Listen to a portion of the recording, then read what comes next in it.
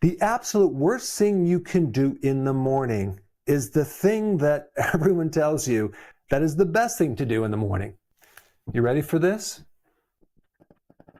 Having a good breakfast will start you off right, and that's a super healthy habit to do because you don't want to skip your breakfast if you want to be healthy. Breakfast is one of the worst things that you can do, and just hear me out before you click off, because I completely and utterly believe that this was true for many years, and most of my health problems after decades completely went away when I started skipping my breakfast. Here you are, you go to sleep at night, you're not eating through the night, you are actually fasting. And most people are fasting for 12 hours. They're not eating all night long. So how are they getting their food? Well, your liver is releasing stored glucose all night long. And everything works perfectly, right? Until you wake up and you stop that process. You shut the door on the liver and what it's doing. See, your liver is not just feeding your body glucose. It's actually in repair mode. It's doing something called autophagy, which is a condition where your body is recycling damaged cells, turning those into new cells. Your liver is also burning fat, and so as soon as you eat, you stop that process. And the most important thing about this entire video, which I'm going to get into, is when you wake up in the morning, your insulin is at the lowest level of the entire 24-hour cycle. You are in the most fat burning as well, because your fat burning is directly connected to low insulin levels. It is true that eggs and bacon are low carb, and this would be an acceptable breakfast if you just had eggs and bacon. Some people also do fruit and cheese, which is not the best. Other people might do smoothies and think that's a very healthy thing to do. But the problem with these two right here is there's just enough carbohydrates to stimulate insulin to start this little process that's going to happen through the day. But these two don't even compare to what most people do as number 4, the all-American breakfast. And this is exactly what I ate. And that would include the sweetened yogurts, right? Tons of sugar, the orange juice or other types of juices, the sweetened cereals, the pancakes, the waffles, the muffins. I remember when I lived in San Diego, I would go buy these massive muffins in the morning and consume that with my coffee as my breakfast. Don't forget the toast and jam, right? And the jam is high fructose corn syrup. And what about hash browns? Or sometimes Pop-Tarts, right? You are creating such a blood sugar spike in the morning, like you completely bump your liver out of fat burning. You now set up your entire day for the blood sugar roller coaster ride, and you're going to feel it in your head. You're going to feel tired. A lot of people do consume these, but they also consume eggs and bacon at the same time. And they might think in their mind, as long as I'm having protein, I can also have some of these, right? Or maybe if I'm consuming these, the extra protein will help curb and lower my blood sugars. And it actually does. It does bring the sugar a little bit lower. But here's the problem. It does not bring your insulin levels lower, okay? Just the blood glucose levels. Your insulin level spikes not just with these carbohydrates, but also with the protein. That's right. Protein also increases insulin. If you combine protein and carbs, you create a doubling effect of the insulin.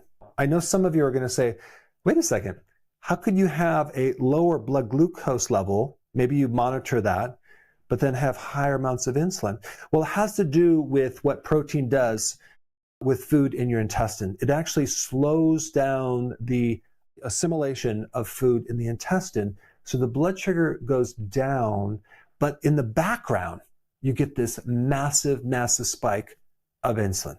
Insulin destroys your body 10 times more if it's very, very high.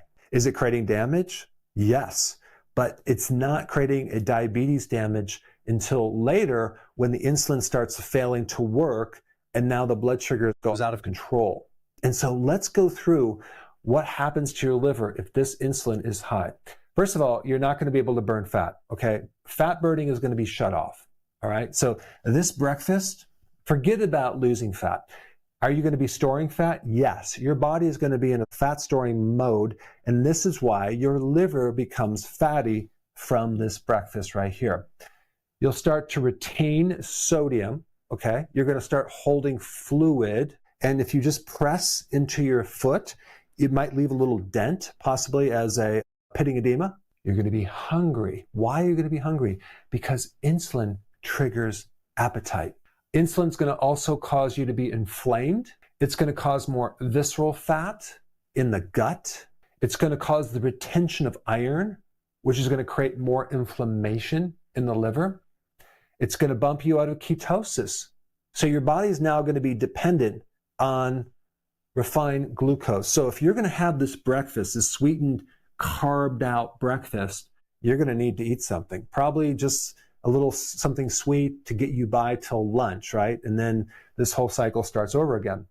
Because there's inflammation, you start developing fibrosis, that's scar tissue in the liver. The other thing that insulin will do is will increase androgens. In women, that's called polycystic ovarian syndrome. In men, you're going to see high levels of DHT. So they start losing their hair and they start having prostate enlargement. Other than that, they're perfectly fine. The other thing that's going to happen in this blood sugar roller coaster is right after lunch, you're going to feel tired and want a nap. Around mid-afternoon, you're going to want a snack to get you by till dinner. Okay, then you eat. And then now we need a snack at night. And then you go to bed and wake up and start the whole cycle again. Now, what's going to also happen, you're going to develop insulin resistance. So at night, you're going to have to pee very often. 2, 3, 4, 5, 6, up to 10 times a night. I know people that have gotten up 15 times a night. Just think about what that does to their energy the next day. If they just get rid of these snacks and go to 2 meals a day, it would solve the problem. The other thing that all these refined carbs will do is increase cortisol. So it's going to start to put you more in a flight or fight mode, which you're going to be more in stress mode versus a calming state. So now that you understand that, what would be the best breakfast to do? Nothing. It should be no breakfast, okay? And I'm going to tell you why. If you just eat 2 meals a day with no snacks and go on a lower carb diet, it forces your body to burn ketones, which are the byproduct of fat, and it takes you away from depending on the calories from the next meal, and it gets your body to burn your own fat. So you can easily go from one meal to the next without being hungry. You can easily go from your dinner, that last meal of the day, all the way through the night to the next day. You won't be hungry in the morning, okay? And then you go right to your lunchtime, and then you have that as your first meal. What I did is I just did an eggs and bacon breakfast, but it wasn't until I got rid of the breakfast completely that I started to really improve my brain, improve my mental capacity, my mood, and especially my weight. I was 211 pounds, and I went down to 185. Now I'm like a 190. What I would recommend is first getting rid of these carbs, okay? Don't keep doing the carbs. If you lower the carbs, okay, then it's going to be easier to start tapping into your fat and make it from one meal to the next. And then when you wake up in the morning, just ask yourself, am I really hungry? And you're going to say, well, no, I'm not. Okay, good. Then don't eat. Don't eat if you're not hungry. Eat when you're hungry. So at first, you can go in the morning all the way till maybe 10:30 in the morning. Maybe you're hungry. Then eat then. And keep pushing that breakfast further and further towards the lunch to the point where you don't need a breakfast. Your first meal is your breakfast at 12 or 1 o'clock, okay? If you do that, so many wonderful things are going to happen to your liver especially. You're going to be able to get rid of the extra fat off the liver very quickly, probably within a few weeks. Your inflammation is going to go down. You're going to reduce the scar tissue. You're not going to be hungry between meals. Your belly fat's going to go away. And I promise you, it'll be one of the best things to change out of your lifestyle of all the things you're doing, just getting rid of this breakfast completely.